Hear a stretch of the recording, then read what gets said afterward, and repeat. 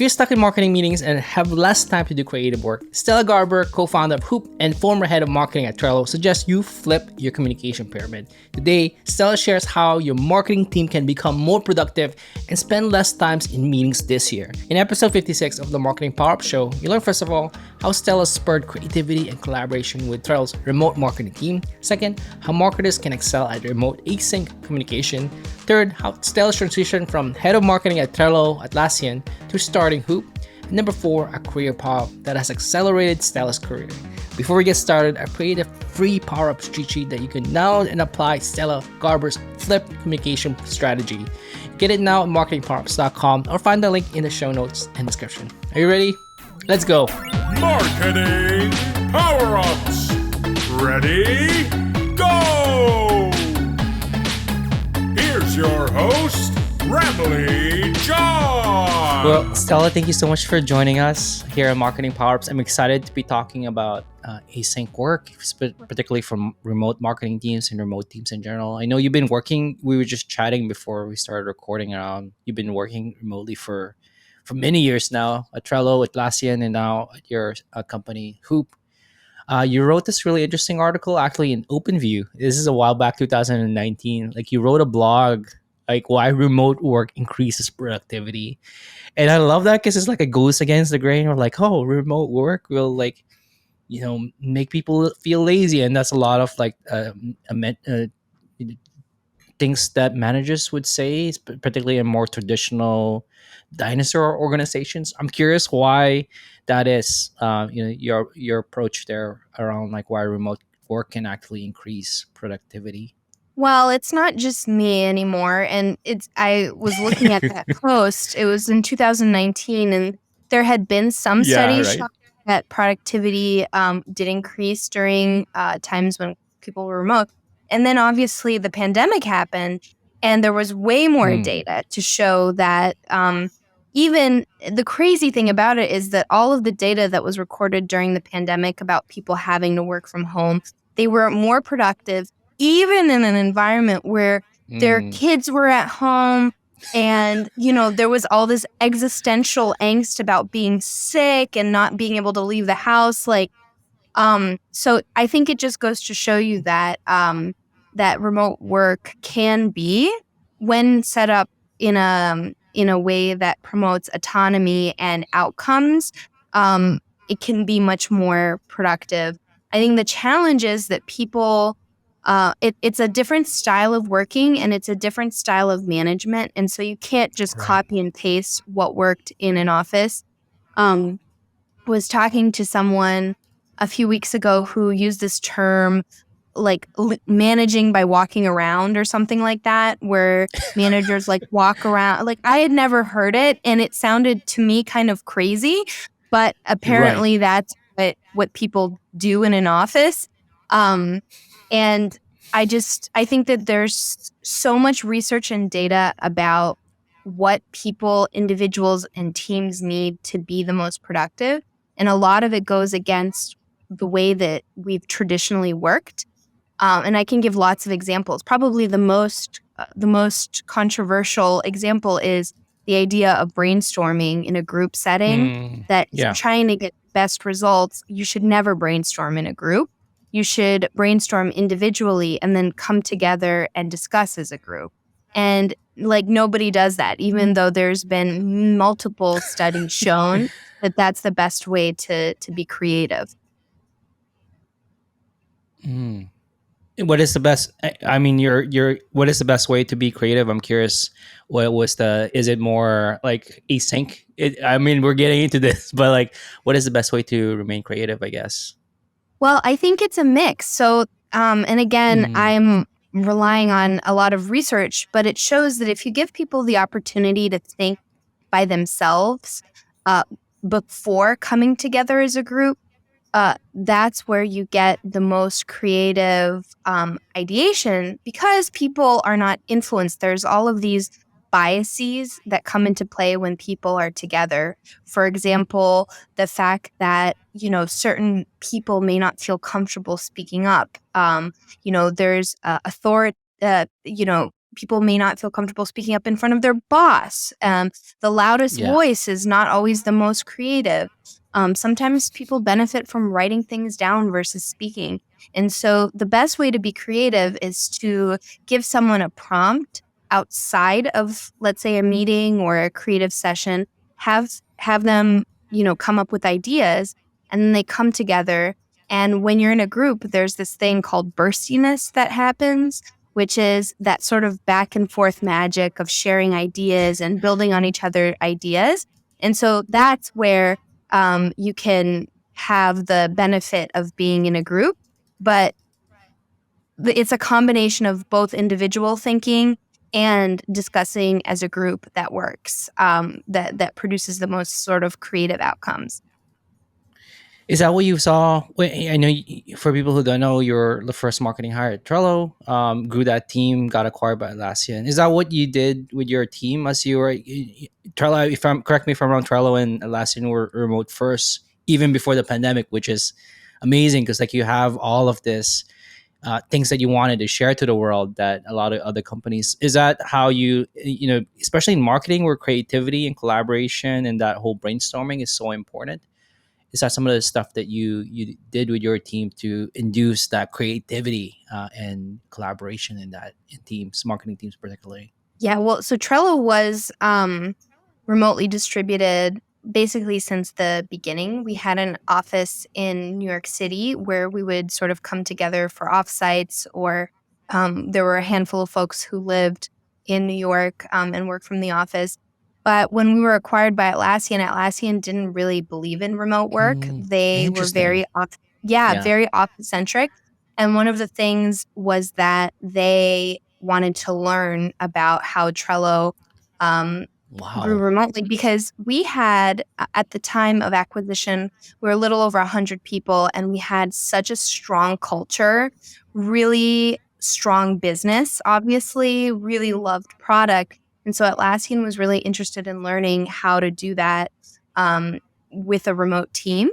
And it turned out that after the pandemic hit and Atlassian, everyone had to be remote. Atlassian was one of the first companies to adopt a fully remote model, partly because they had the blueprint already from Trello, but also because they saw, and Atlassian's a very data-driven company. And so they saw from their data that people were equally productive, more productive working from home. And so it didn't really make sense to continue being an office-centric company.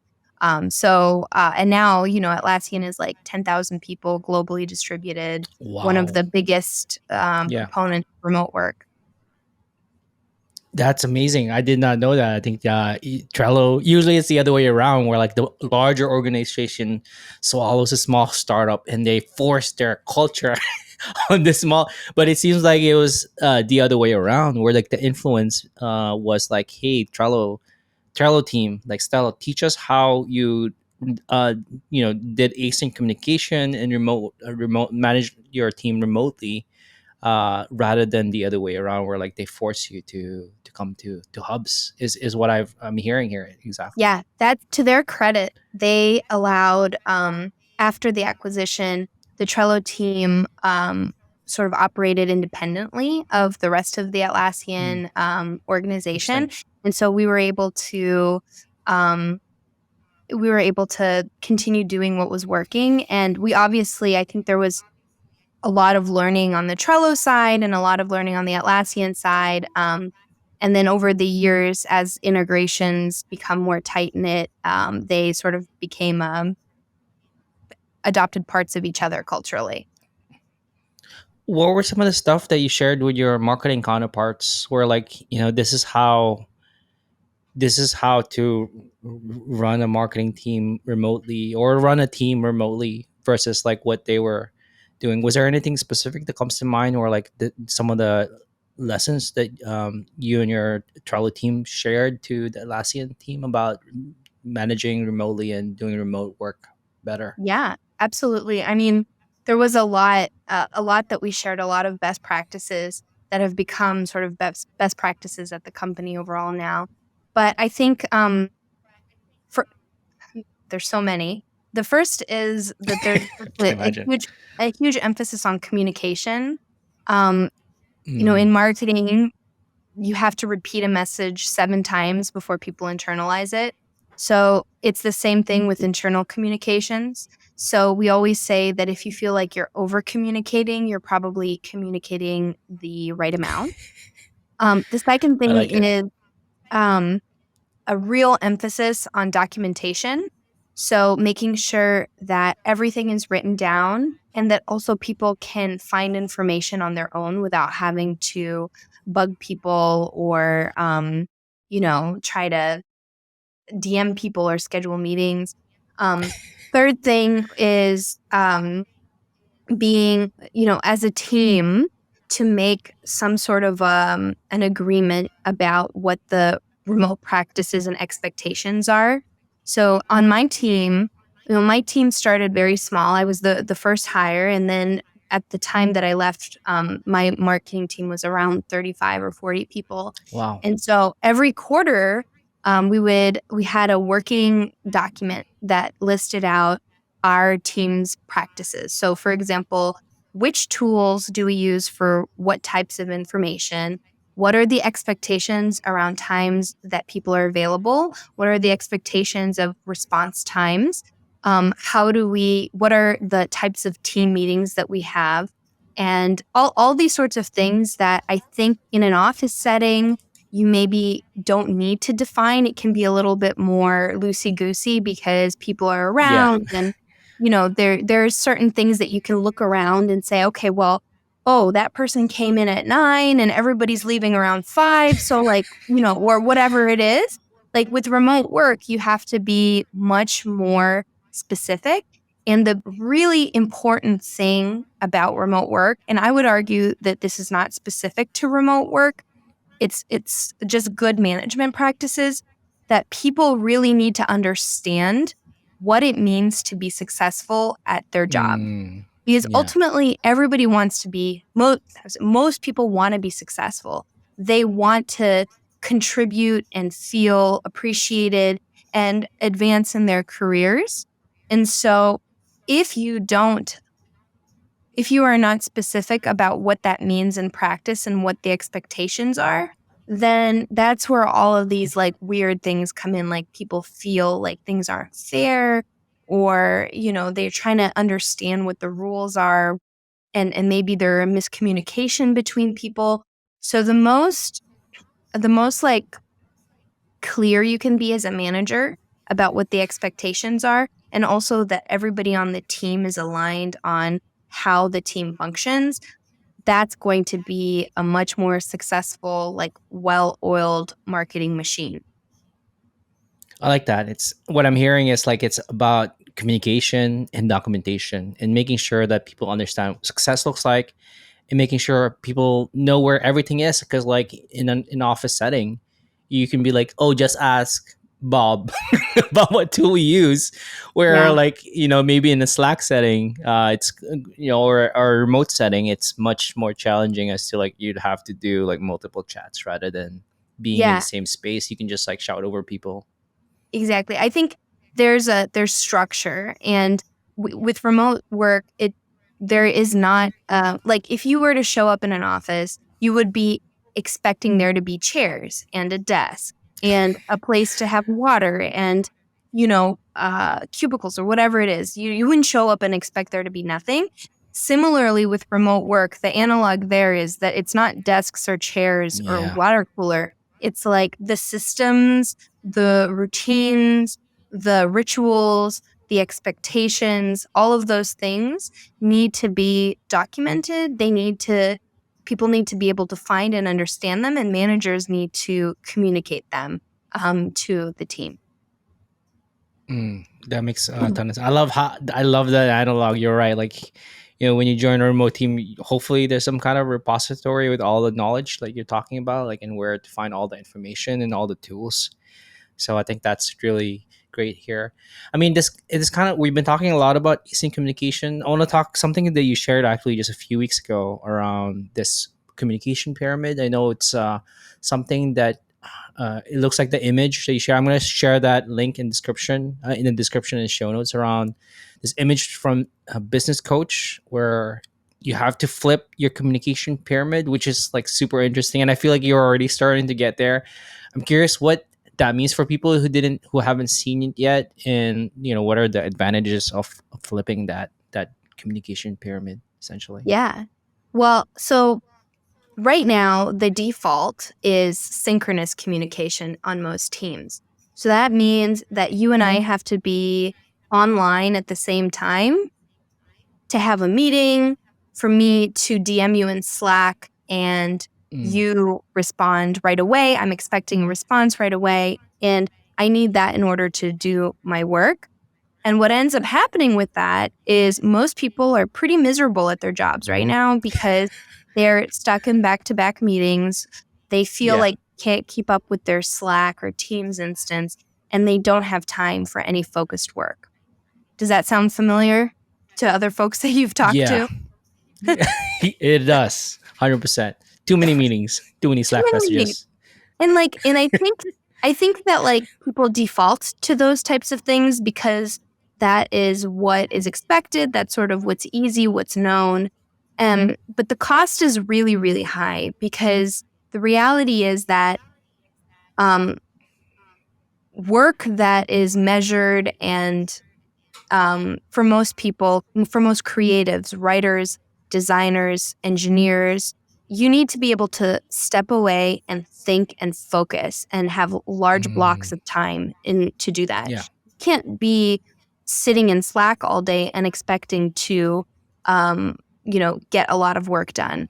And so when we flip the communication pyramid, what that's saying is that the default should be to try to, number one, figure stuff out on your own. And that's where having the documentation is really important. That you should communicate in ways that are more asynchronous first.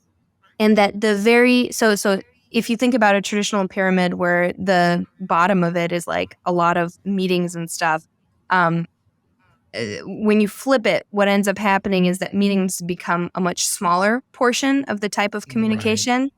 And that's really what it should be. And because it's really expensive to have synchronous communication, you're requiring people the opportunity cost is very high. So I think that's a really useful way of thinking about what percentage of your day should be spent talking and working in ways that are synchronous and working in ways that are asynchronous.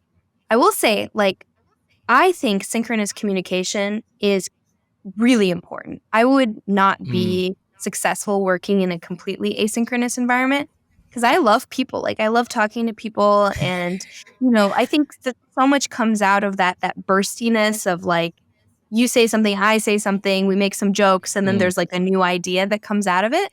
But that should be a smaller percentage of the day, much smaller. That right. What I'm hearing is especially for creatives, I love what you said it. They require that deep work, and sometimes that deep work requires many hours or a block of a couple of hours. And if there's spots of meetings all over the space, deep work gets hard, and then creativity gets abruptly cut off essentially with that. Yeah, and we're in the middle of this epidemic right now. Microsoft has done a bunch of studies. One of them showed that meetings have tripled since the pandemic started. Really? And then, yes. And then the other one showed they did this brain scan study of what it looked like when people were in back-to-back meetings versus being able to take breaks or not have to sit in front of interact in front of a screen all day. And the brain scans were really frightening. And I think it shouldn't be surprising because anybody who's been in back-to-back meetings all day understands how your brain feels fried. And so if your job is to do creative work, you have to create the conditions for creativity, and having to be responsive and distracted and interruptive. Interruptive work is the real enemy of creativity. Interrupted. That's a tweet right there. Or a LinkedIn post. Interruption is the enemy of creative work. That's such a good line right there. Yeah. And it's an interesting thing because I feel like managers are often painted as these like evil people who want people to be in Slack, like the green dot in Slack. But I would argue that if you're managing a team that is supposed to be doing creative work, your job is to create the conditions that Mm, support creativity. So I'll give you an example. On my team, number one, I encourage everyone to block out creative time on their calendar. But interesting.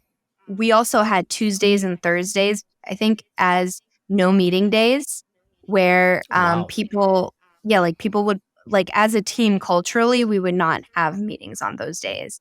Um, and I think it's really important for managers to give permission to the people on their teams to step away and focus. Now, that comes with a lot of accountability, right? Like I'm not Right. if you're not online, I'm expecting that you're working and doing what you're supposed to be doing. And there's accountability. Did you deliver the project? Did you deliver the blog post? And the good thing is that for most, especially in marketing, it's very performance driven. So Mm. there's not a lot of subjectivity. You can be pretty objective about people's performance, but you also have to trust that they're going to do their work. Yeah, that's true.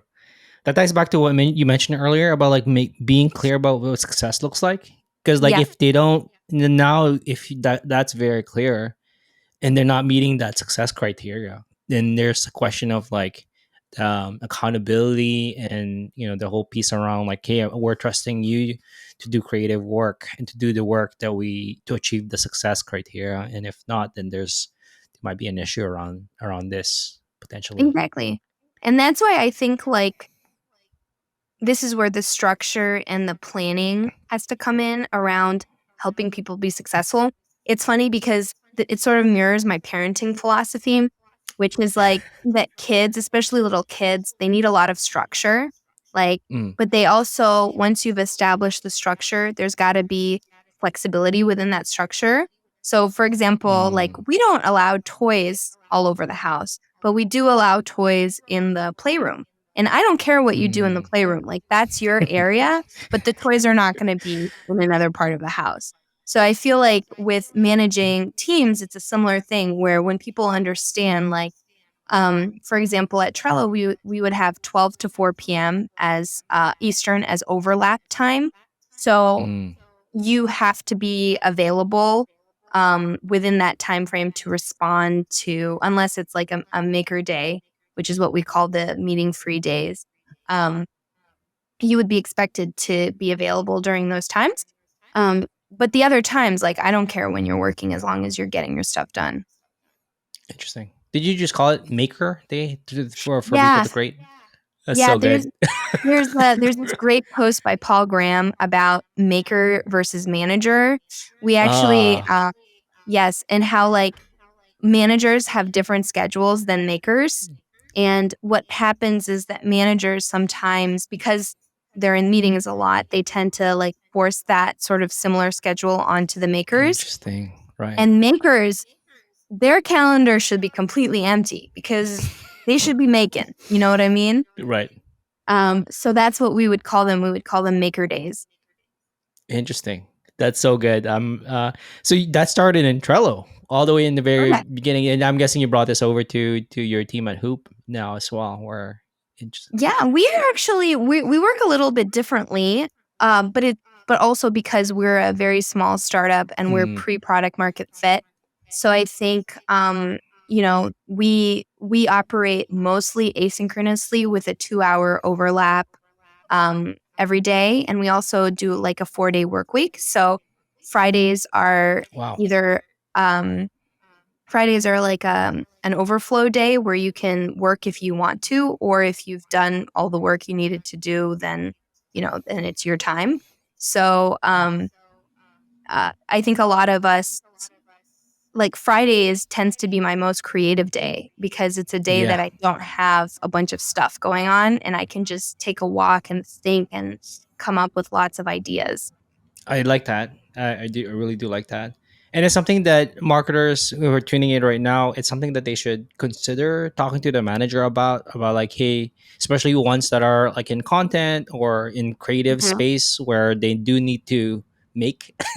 Maybe like Yeah. send Paul Graham's essay to their manager as well to say, hey, I would like to book off, like, let's say just one day, Tuesday, to create and make and build and analyze and things like that. Is what you're Yeah, what you're saying. I'll send you a link. We wrote about it on the Trello blog very early on, like maybe a year into my tenure at Trello, because um and I think in that blog post we talk about how we implemented it. I think if you're managing a remote team, um you have to give your teammates permission to block time in their calendars for creative work. That's something Mm, that I would do if one of my direct reports was saying to me, like, Stella, all these people are scheduling meetings with me, especially, at a bigger company. Once we were at Atlassian. Atlassian is a pretty meeting heavy culture. Um, you know, they're seeking permission to say no to meetings, which can feel like you can't say no. And so I would always tell my direct reports, like, if you feel like you can't say no, like, let's talk about it. You should have control over your time.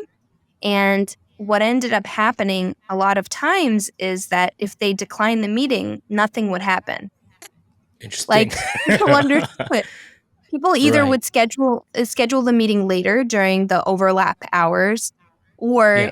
they would just they would just figure it out without including someone else.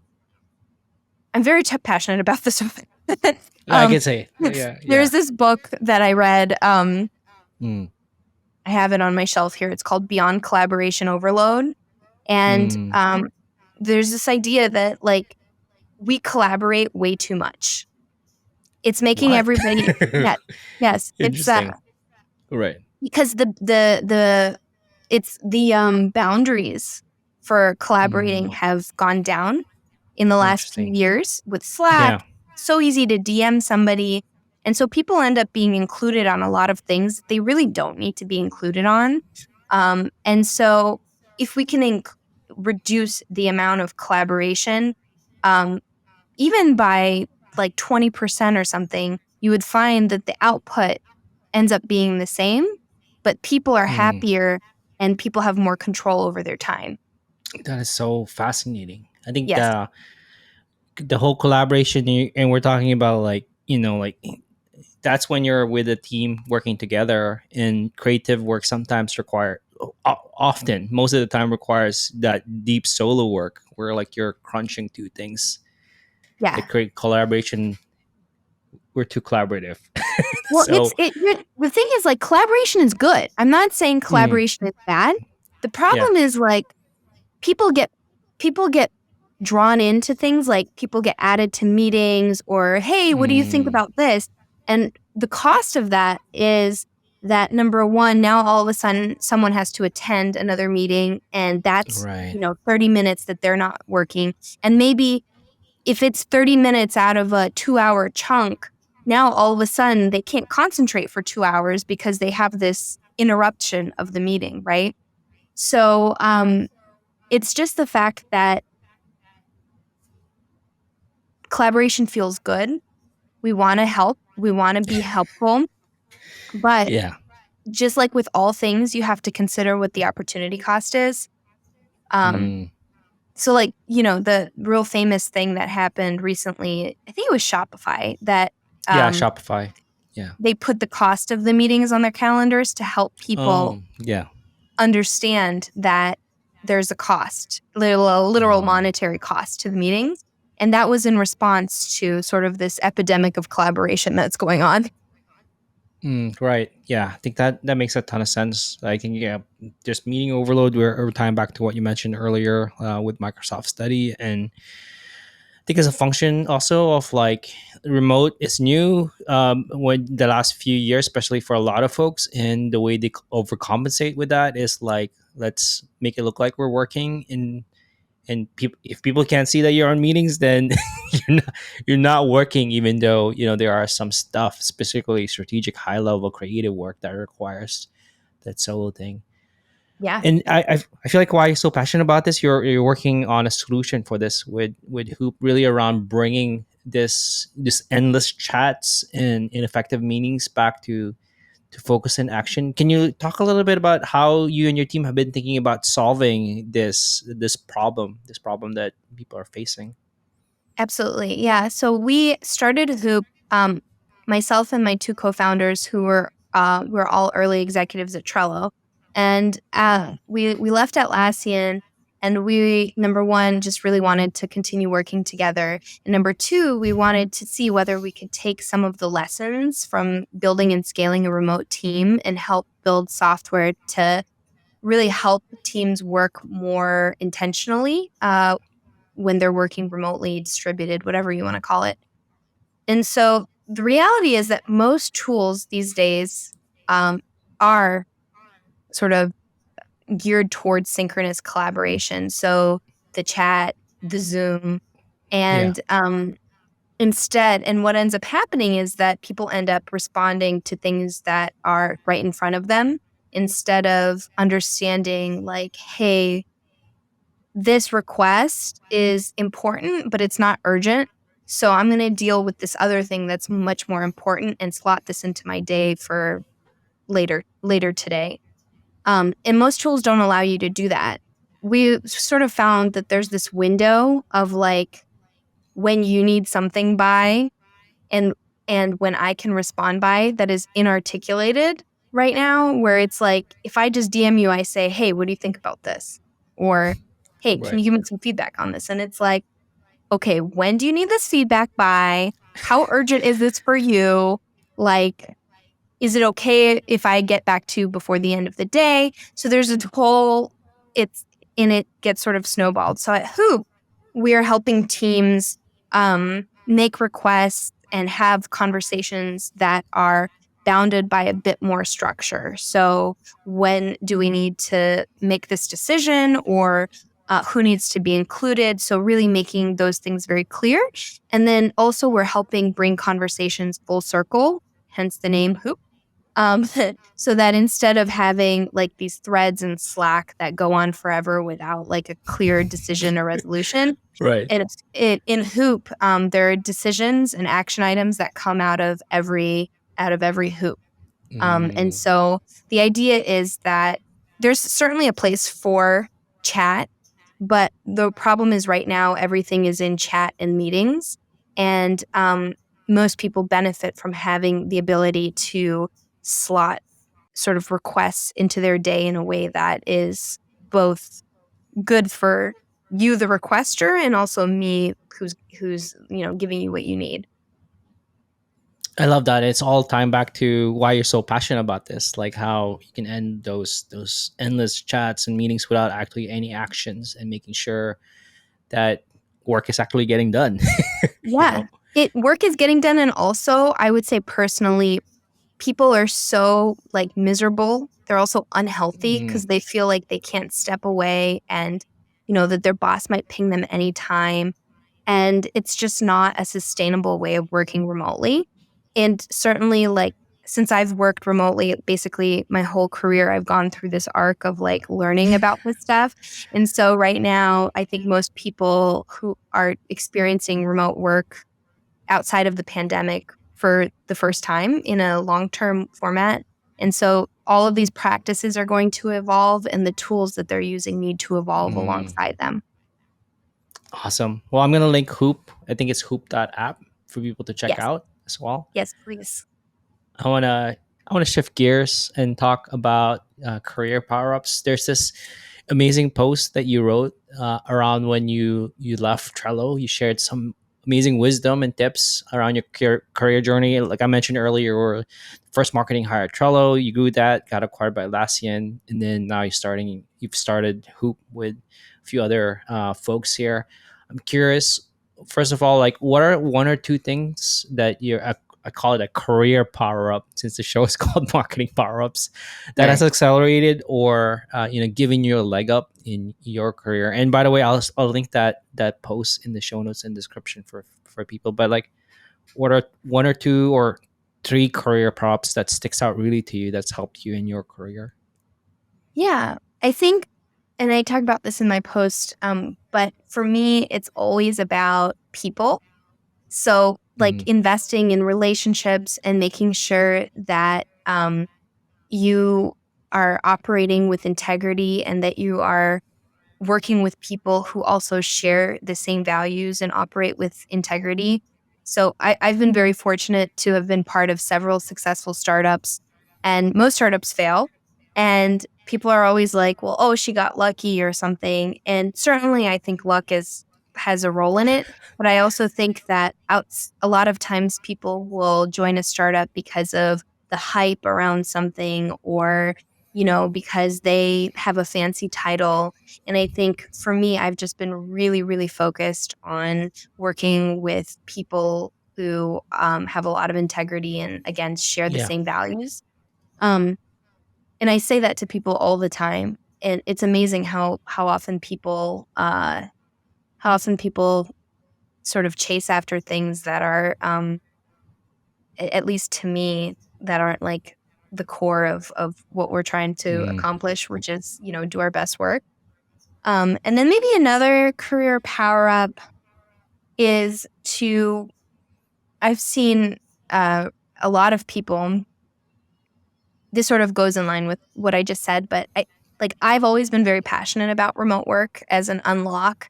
I have two small children, and I can get to be the kind of mom that I want to be because I can work remotely and I don't need to sit in traffic and I don't need to be, attending happy hours 5 nights a week that don't matter. You know what I mean? The things that don't matter. So I have always felt that remote work is just an amazing unlock and helps you as an ambitious, mom, to sort of do it all, or to have a better chance of doing it all. So I've always sort of gone after the things that I'm passionate about. And again, I think you have to find the thing that you're passionate about and just go all in, because then my dad always has this expression of if you do what you love and love what you do, you never work a day in your life.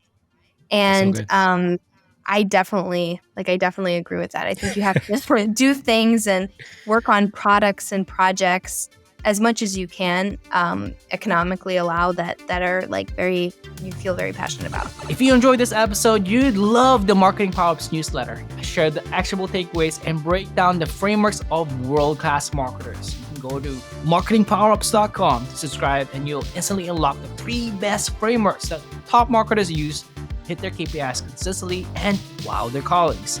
I want to say thank you to you for listening, and please like and follow Marketing Powerups on YouTube, Apple Podcasts, and Spotify. If you feel extra generous, kindly leave a review on Apple Podcasts and Spotify, and leave a comment on YouTube. It goes a long way in others finding out about Marketing Powerups. Thanks to Mary Sullivan for creating the artwork and design, and thank you to Faisal Kaigo for editing the intro video. And of course, thank you for listening. That's all for now. Have a powered up day. Marketing Power-Ups. Until the next episode,